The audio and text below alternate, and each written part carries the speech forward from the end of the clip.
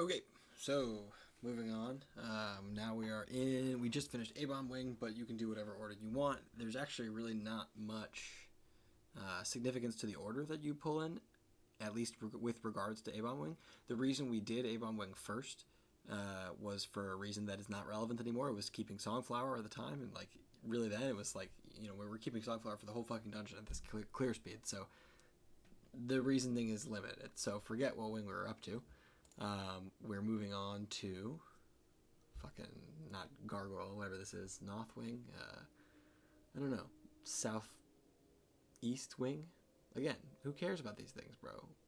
This is plague wing. That's the one. There we go with Lotheb and such, right? So okay, before we get distracted by naming, let's move back a little bit. We came out from a teleporter, as you might, in staggered formation. We're not really all here. We're kind of coming in, so we only pulled the single pack. We sort of disrespect the fuck out of this guy. You're going to be trash farming this. This mob doesn't matter at all.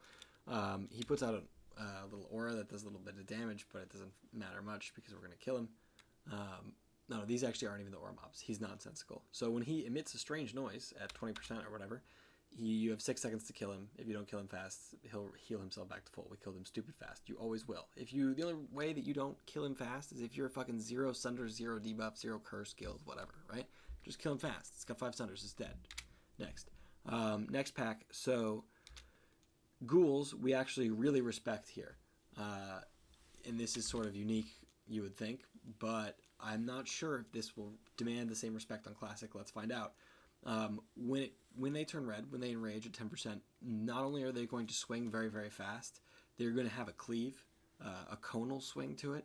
So they're going to just kill a couple people. They're going to kill the tank that's on them, and if there's anybody standing next to the tank, they'll kill that person too. Which, if you see, like this formation is pretty messy. That could be anybody. They could be a healer. It could be a ranged. It could be another fury. It could be a rogue. Whatever. Right. So just to deal with that, we stun them. So it's important to not be AoEing here. We're actually not AoEing really at all.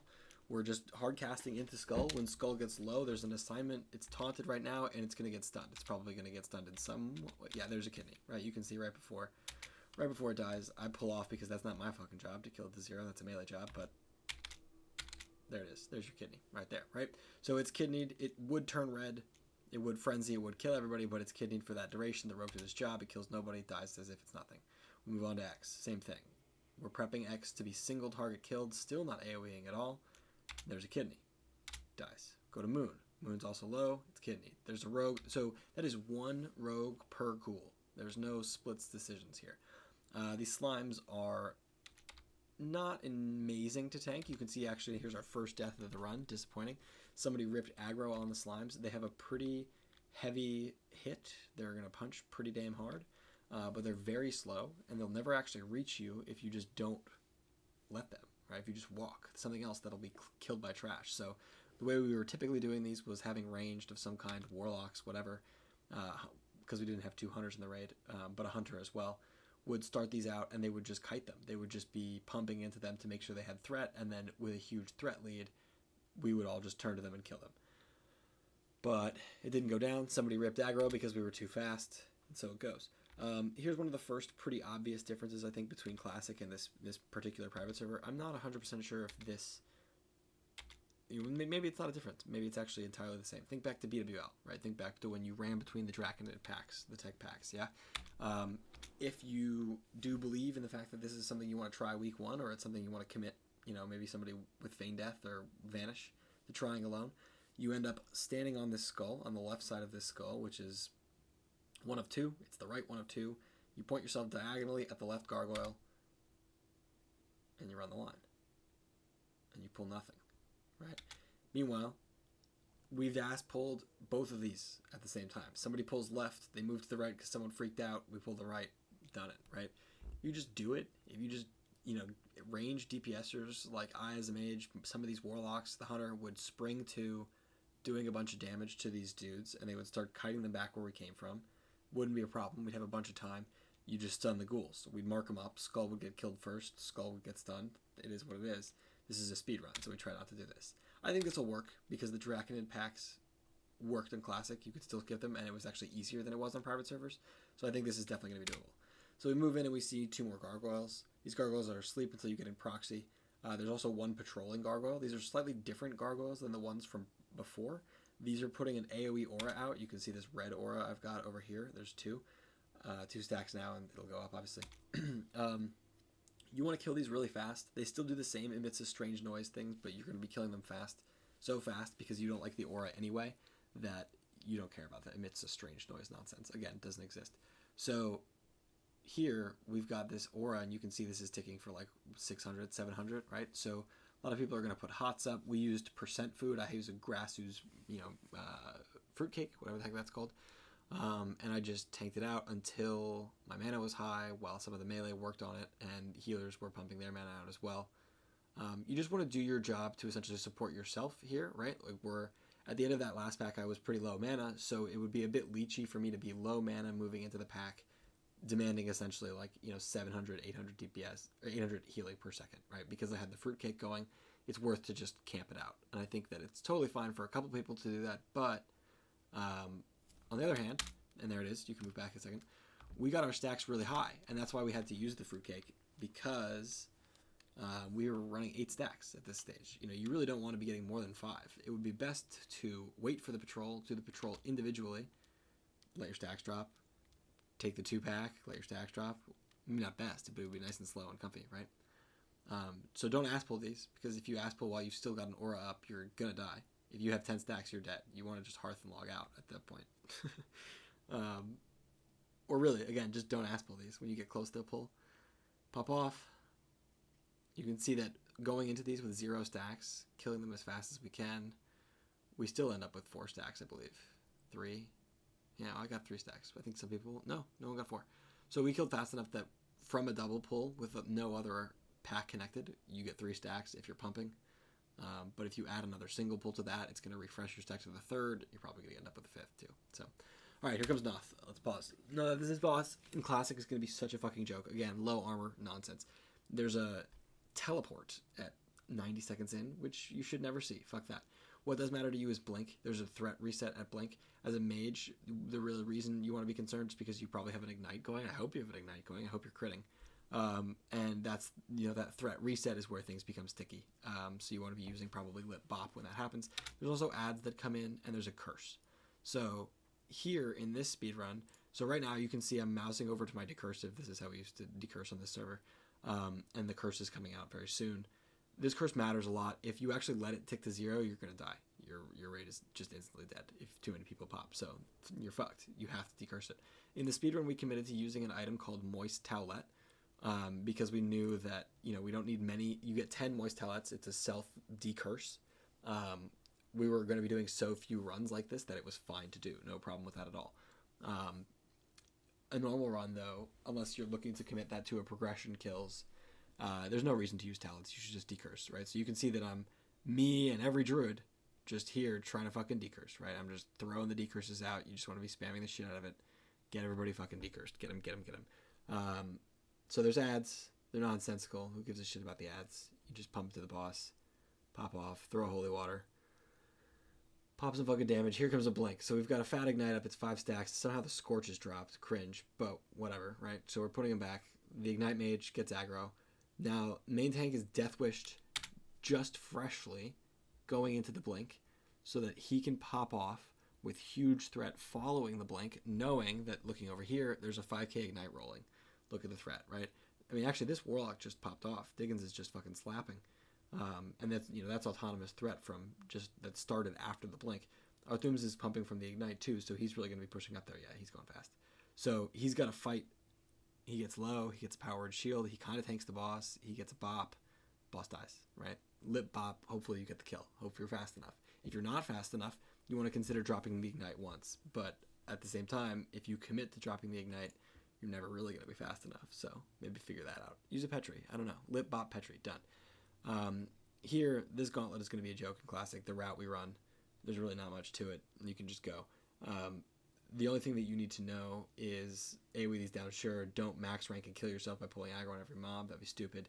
Keep these green guys out. So one tank should run into those guys. Make sure they stay away from the range. They have a big high damage aura. You can see on frames right now who's in melee range to take that aura. As soon as he dies, the aura goes away.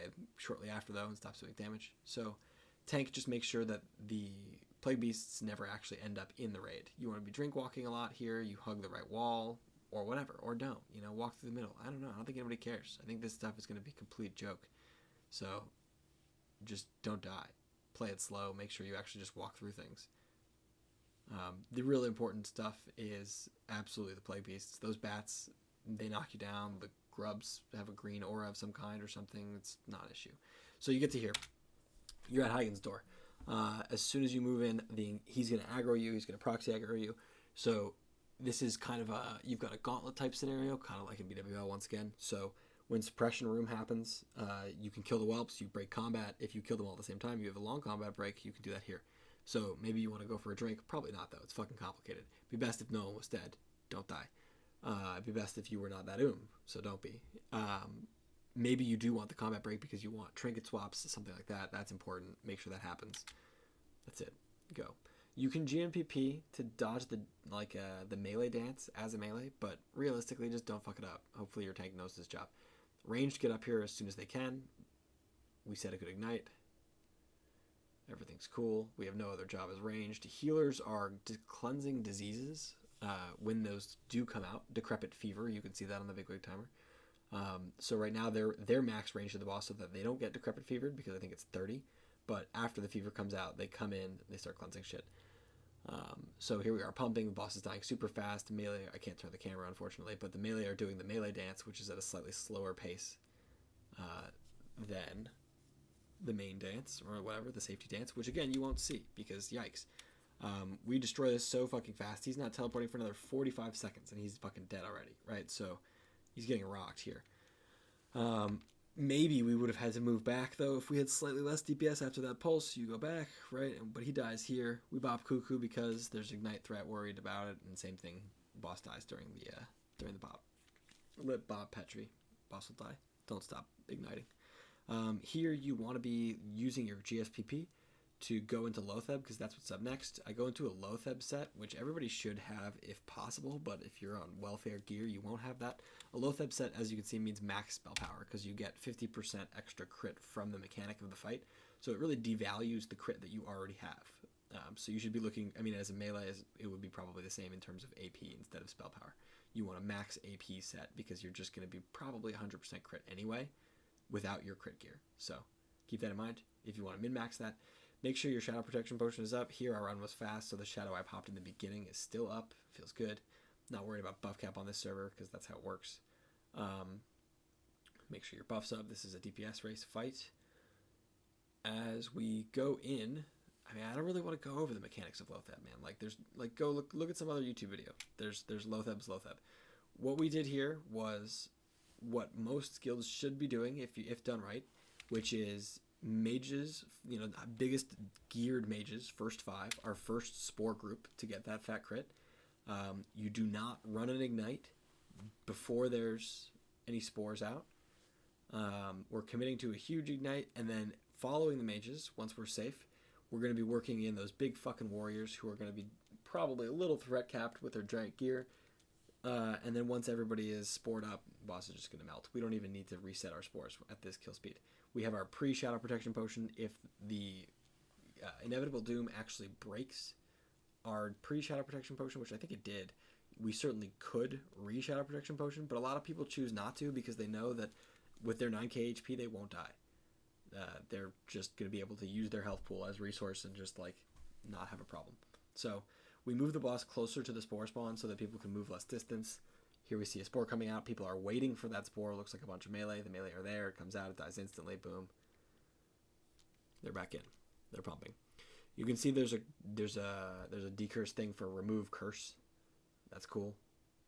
When remove curse happens, you have to make sure that your warlocks put your curses back up immediately. Otherwise, you're not going to have a good time meeting this fight as a DPS race. But again, in Classic, I don't think this will be that bad. It's certainly not going to be as bad as it was when it was released on this server, but it will probably be worse for you than this kill is. I think this kill was done particularly well, and unlikely that a speedrunning guild will be able to get, easily only one GSPP for the kill within the first 2 weeks, I think. That would be a good performance, essentially. So here we are on our refresh spore, which didn't even need to happen. If you look at my spore debuff, I've got 20 seconds left. The boss would just die. So, I mean, on the other hand, it's nice to have some crit. So, we refresh our spores, but we don't necessarily need to. Curses were removed. We see that they're back up. Our Warlock's own. Grats. Big fucking grats. So we kill. And we kill. And you can see that because we're using the Shadow Protection Potions, which is essentially the mechanic of this fight, the Inevitable Doom, here comes Inevitable Doom 1. Holy shit. So Inevitable Doom 1 is going to be taking our... Did it actually go out? It did. It took our Shadow Protection off. And it actually didn't even break mine. Right? It didn't fucking... You can see that I have a Shadow Protection pot. Oh, there it is. No. It did break mine. The end of Inevitable Doom broke my Shadow Protection Potion. So... if you kill inside of 2 Inevitable Dooms, you don't actually have to use 2 GSPP. You pre-GSPP, and then you take another one, you don't die to it, and you're good to go. It's 4, 5, 6 Inevitable Dooms that are actually going to kill you,